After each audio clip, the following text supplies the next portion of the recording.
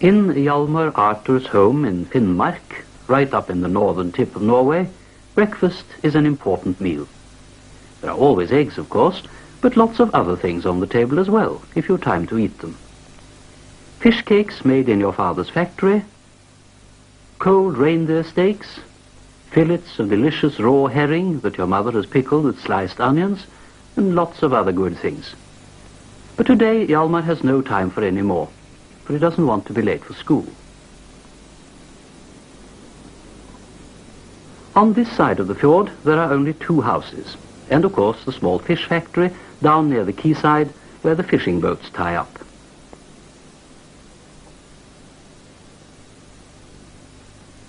All the other children who go to Lillefjord school live on the other side of the water. This isn't a very long fjord, as our fjords in Norway go. In fact, the name Lillefjord means just what it says, little fjord.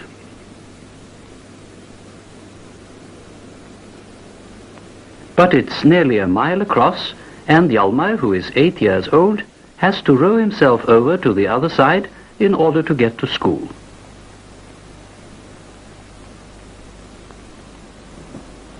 There are exactly 20 children of school age in Lillefjord, and they live in scattered wooden houses along the water. There are no roads here at all, just a few rough tracks over the mountains.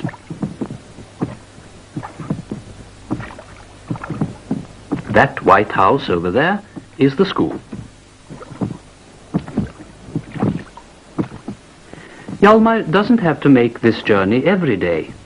You see, there is only 1 teacher in the school, but there are 2 classes. The younger ones, the 7s to 10s, come on Mondays, Wednesdays and Fridays. This is the class that Hjalmar belongs to. And on Tuesdays, Thursdays and Saturdays, it is the turn of the older ones, the 11s to 14s. In Norway, you don't go to school at all until you're 7, but then you have to work really hard, especially in a school like this one, where you can only go 3 times a week.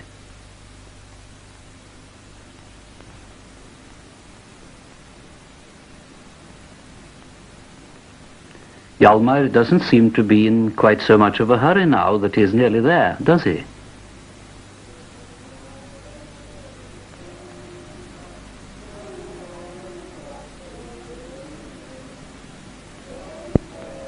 There's the school, and there its name, Lillefjord skole, Lillefjord school. In our Norwegian alphabet we have 3 extra letters that people in most other countries don't use. E, Ö, and Å. The first lesson today is going to be reading, and the older children in the class have been practicing at home, for they all have to do quite a lot of homework. But the youngest ones are still learning the sounds of the letters, and Mr. Nilsson starts the lesson with some simple words for the beginners.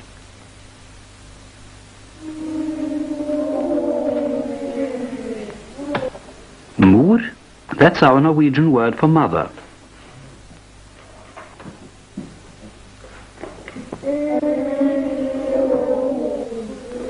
Ro, that means row, like rowing a boat. The reading books have plenty of pictures in them. This is a story about some children who come to visit their old grandmother.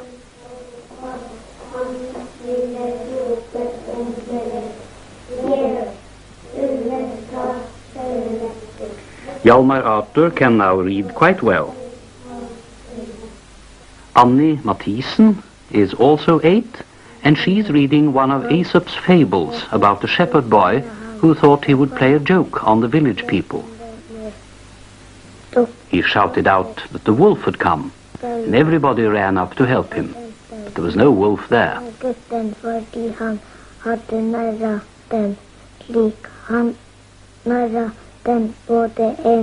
I wonder if you know that story. Perhaps you can find out how it ends.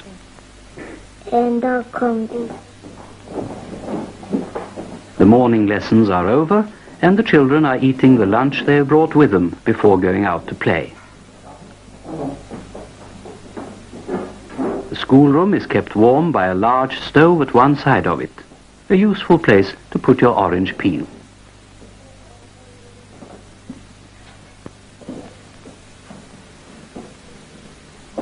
Outside the school, some of the children from the top class have wandered down to join their friends, for Mr. Nilsson has some interesting finds to show them. Some Stone Age tools that he picked up in the mountains. And a fossil. Most of the games that Norwegian children play are probably very much the same as yours.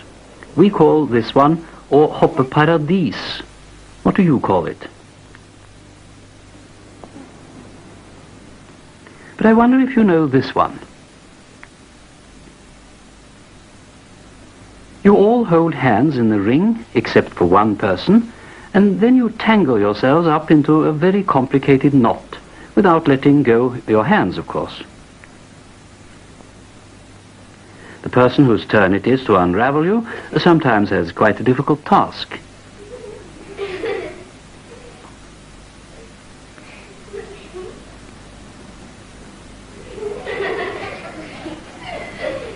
If this is not a game you know already, why don't you try it sometime?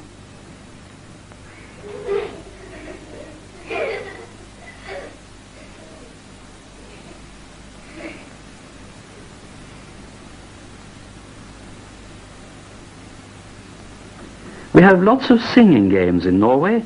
Here is one called Ta den ring og la den vandre. In English, take that ring and let it wander.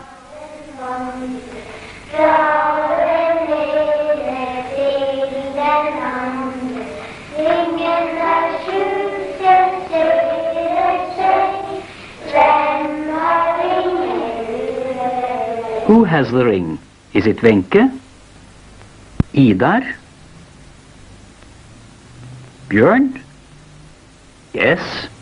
Annie has guessed right, so now it's her turn to give away the ring.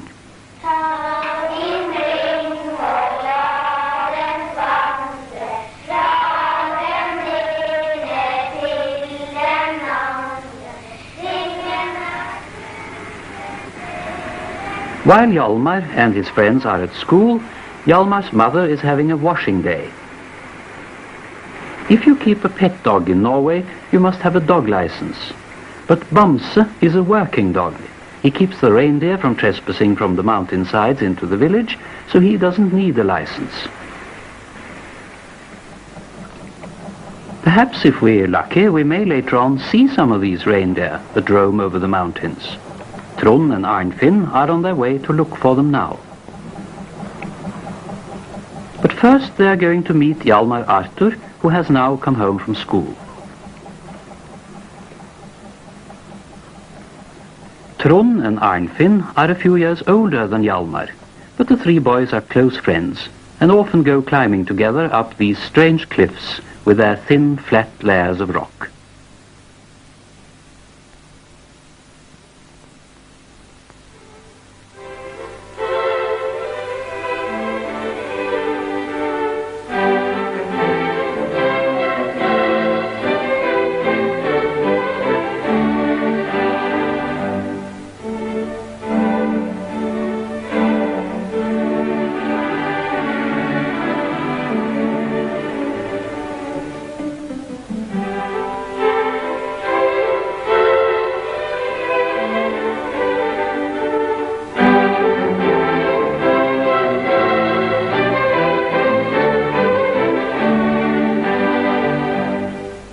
Plenty of herring gulls nesting up there, but no sign of reindeer yet, I'm afraid. Down by the quayside are long racks of fish hanging out to dry, mostly cod and a kind called coalfish. It'll be sold abroad to countries like Spain and Portugal, where a great deal of fish is eaten. The heads are not wasted. They ground up to make fish meal, which is used as a fertilizer on farms further south. Hjalmar's grandfather ran this business for many years before he retired. Perhaps Hjalmar himself will be helping his father to run it one of these days. Next to the fish store on the quayside is the village shop. It sells everything from saucepans to ladies' handkerchiefs, and from fishing tackle to milk, which comes here once a week by the small coastal steamer, for there are no cows in this part of Norway.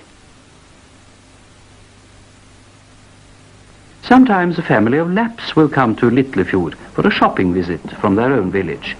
This family is staying with relatives who've settled here.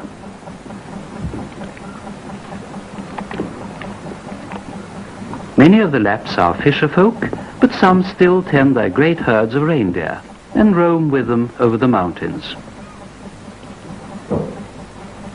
The Lapps have their own language and their own national costume, which is very colourful.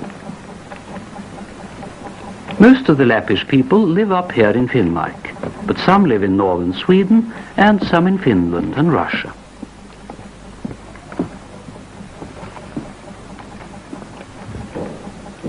Although many of Norway's national customs have changed very little during the past centuries, one thing has completely disappeared from our shores, and that is the sailing boat. When Hjalmar's father was a boy, there were still some fishing boats like this one, with square sails and a large crew to row it when there was no wind.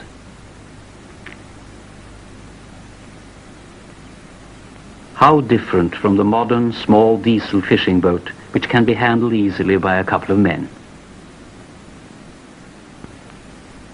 But fishing will continue to be the main occupation of northern Norway, and here at school are Lillefjord's fishermen of tomorrow. In the top class there are 6 boys and 2 girls. You must have noticed by now how beautifully our Norwegian jackets are knitted. Every girl in Norway learns how to knit. Meanwhile, the boys have gone to the workshop below for their woodwork lesson. Jan and Karsten are looking in Mr. Nilsson's book of patterns for something they would like to make. The rest of the class is already busy. Kurt is making a stool. It'll be properly jointed, not just nailed together.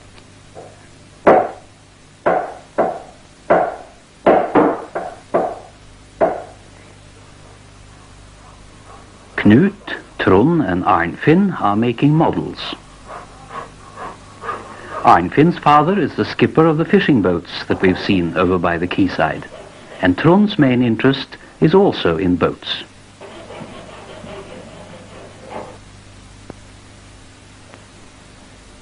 He's taking great care with this model.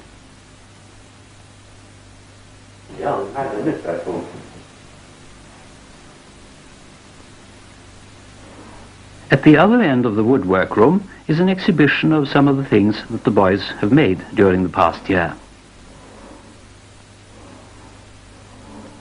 One of Trond's hobbies is fishing. This is a sort of line that can be used from the landing stage or from a small rowing boat.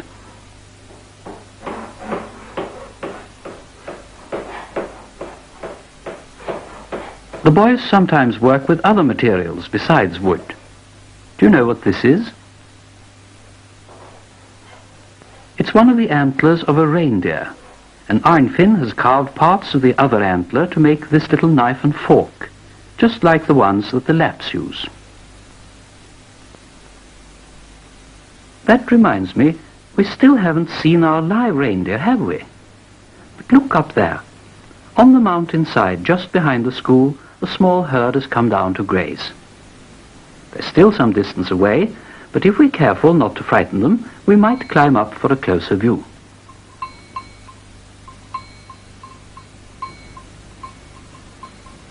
The reindeer feed mainly on a small kind of lichen which is called reindeer moss. It grows on the ground and looks like very tiny reindeer antlers. The herd roams freely over the mountains, and the leader, who is always a female reindeer, has a bell so that the Lapps who own the herd can follow it. Reindeer are the only kind of deer where both males and females grow antlers. The herd may roam for miles in their search for food, and the Lapps must follow with their tents, and this often means crossing great stretches of ice and snow on the mountainsides. Karsten, who is good at climbing mountains, has come along for a closer look at the reindeer footprints in the snow. One of the most fascinating things in this remote part of North Norway is the wildlife of the mountains and the coastal islands. Before we leave Lillefjord, we are going to visit a rather special little island in the mouth of the fjord, where all kinds of wild birds breed. Trond and Arnfinn are allowed to come here only as a special treat, for great care is needed when you walk over the island not to tread on the nest by mistake. We've already disturbed a pair of oyster catchers. There must be a nest nearby. The chick remains so still that you hardly notice it until you look closely. Another chick from the same nest decides to take refuge behind a stone on the shore. Oyster-catcher chicks are beautifully patterned little birds, and when they grow up, they will have handsome black and white wing markings like their parents. Here is the nest of another bird, the great black-backed gull. This is the largest of all the gulls, and the adults prey on many other smaller kinds of bird. In a nearby nest, a great black-backed chick has just hatched out. It's still wet from the egg, and that is the empty shell it has just come from.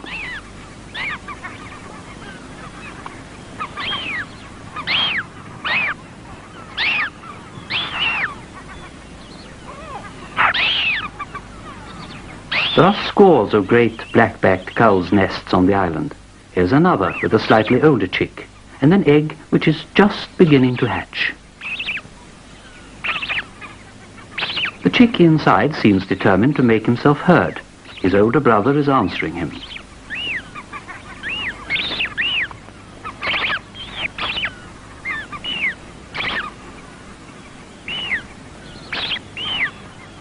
The parent birds, wheeling overhead, call agitatedly to their young ones, but these fluffy babies down below seem quite unconcerned.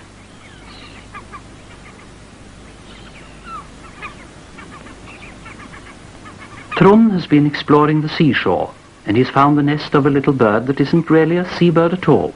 It's a wagtail, one of the commonest small birds in Norway. You see them in every town and village.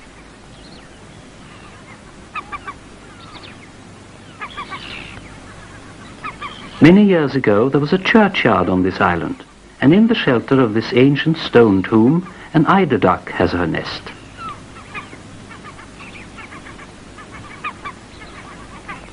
Here's another eider's nest. The bird has lined it with soft down from her breast. People often collect this eider down for pillows and bed covers. Well, it's time to leave our island. Time to leave the eider ducks on the shore and the flock of male eiders skimming over the water. Don't you envy the boys and girls of Lillefjord, who have such a wonderful part of Norway to live in?